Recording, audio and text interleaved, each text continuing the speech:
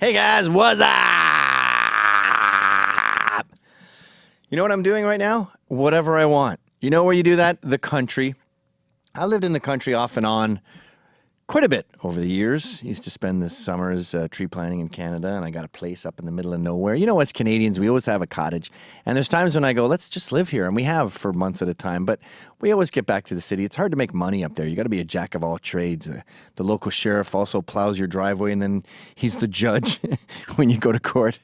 And then there's, you know, the corrections officers. There's only so many jobs up there, and everyone has them. But I want to just do 10 things I miss about living in the country, because I'm in the burbs now, so there's no real reason to go up there. You already got a big house, and you're not trying to escape an apartment. But here are the 10 things. I'm going to try to make it real quick. Number 1, telling time by birds. You can set your watch by it. The chickadees are out there. We got the O Canada bird. Oh, Canada, Canada. The oven bird going, teacher, teacher, teacher, teacher, teacher, teacher. And they have their little epochs, where they're at 5:30, you know, there's these birds. And you also know when you hear birds, too, that they're eating the mosquitoes that are going to ruin your life. So it's just an absolute joy to be able to tell time with little whistling things. And by the way, speaking of birds, which I'm a big bird fan, even though I know they're dinosaurs and they're dicks who will smash some other bird's eggs so they can use the nest like starlings. But half the time they're just singing for fun. There's no territory, there's no sex, it's just like just hanging out, being the best thing ever. So I miss birds. Number 2, projects. There's always a little project you go, and you don't have to be good at anything. Like you're looking at some cupboard you made that sucks, that has no door, and you're like, I should put like a glass door on that. And then you just go to Home Depot and go, here's the measurements. I want to make like a glass door. And they go, no problem. You're going to need this, this, this, and this. They load you all up. And then you go there and you just make a thing.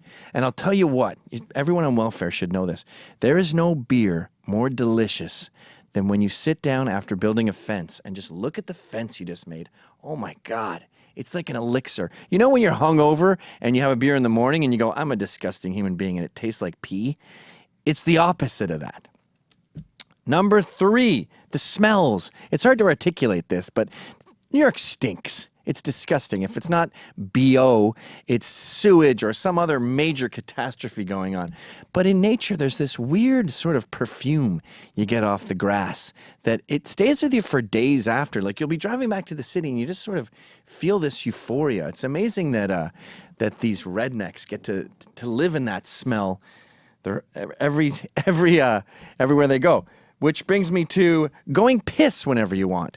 That's a rare, like when you have to go piss, say here at the studio, you get the bathroom key, you go down the hall, oh, someone's in there, oh, you go.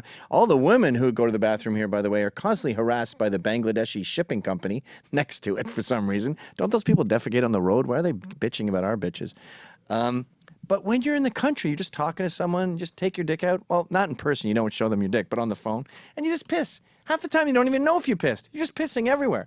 And by the way, it's good for the trees. Nitrogen. You shouldn't piss in the same spot every time, but if you spread it around, it's great for the garden. I also miss guns, of course. Shooting my .38. Jesus, it's loud. If you shoot a rabbit with my gun, it just ceases to be. It becomes fur and dust.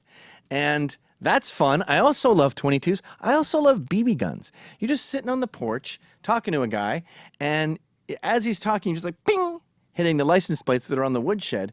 And I'm a surgeon with a BB gun these days. I could pick a bird's nose, and without hurting him, I just shoot the booger out of his nostril. Do they have nostrils?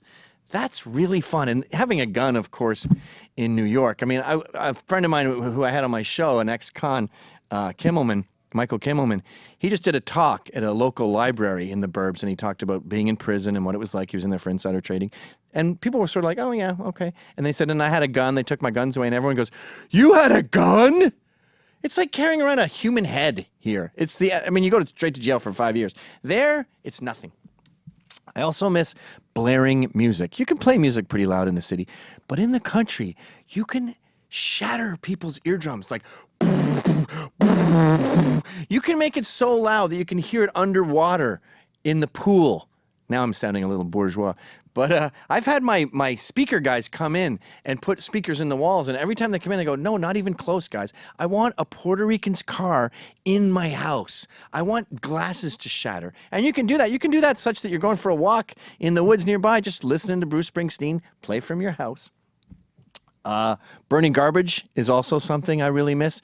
Garbage is such a pain in the ass, and you got to recycle and deal with all the, oh, it's Wednesday, I got to take this out. Not in the country, just pour some gas on it, light it on fire, and you have a burn barrel there, and it's really going, and you got to burn your food or the bears will get it.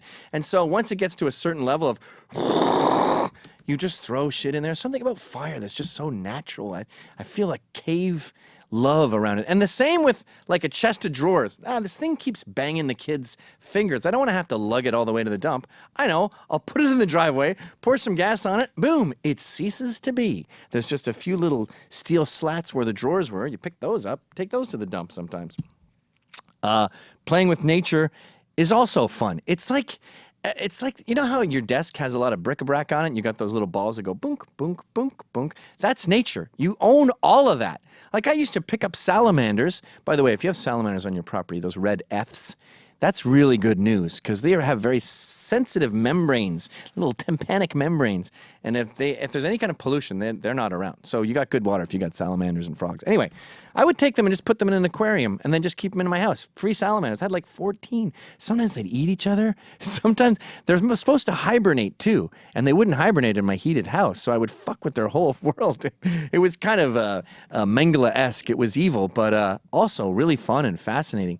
And then some of them were small, which is weird because they're supposed to be born as fish. Like they're born swimming. So they weren't born in there. Did they shrink because they were hungry? Fascinating. That's mine now. I just have that. I own nature. And of course, being nude. Oh, man, there's nothing like just going to check on your apple trees totally nude. Go swimming nude. You don't have to dry your bathing suit or anything. You're just nude guy. And if people come by, like some guy comes by to drop off a tree that you forgot you bought, you just go, what's going on, buddy? You got a problem with this? The Lord created this. Just walk around with your dick dangling everywhere. I mean, the kids get annoyed, but half the time they're nude too. It's just a big nude party. It's fun. And number 10, I really enjoy shooting deer with bottle rockets. Now, I know this sounds bad to the city folks, but deers are elegant rats. Louis C.K. does a great bit about this, about how when you first move to the country, you go, oh, cute, a deer. Here's some strawberry pie, beautiful rat. And then the next thing you know, they're everywhere eating everything. So you want them off your property. You don't want to shoot them unless you're going to eat them. So you go, we're good for venison, thanks. I'm just going to shoot you with a bottle rocket. Now, I made this cool thing, like a stick, so it wouldn't burn my hand. And I could just aim it at the deer and just, it's so quiet, a bottle rocket too. And you just go, psst, and it goes, psst, and then it goes bang right next to them and they go, Jesus Christ, and they fucking leap 10 feet in the air. Oh my God, it's so fun. Oh, I forgot to mention under guns, by the way, potato guns. If you go to Home Depot, you can just ask them how to do it, and they'll show you how to make a gun where you put in hairspray and just launch a potato 200 miles. Launch it at a deer, too, if you want. Smash him in the ass with your potato. God, I miss being a redneck. Hey, guys, thanks for watching. Please subscribe to Rebel Edge, where you can find all the videos that are exactly like this one, but different.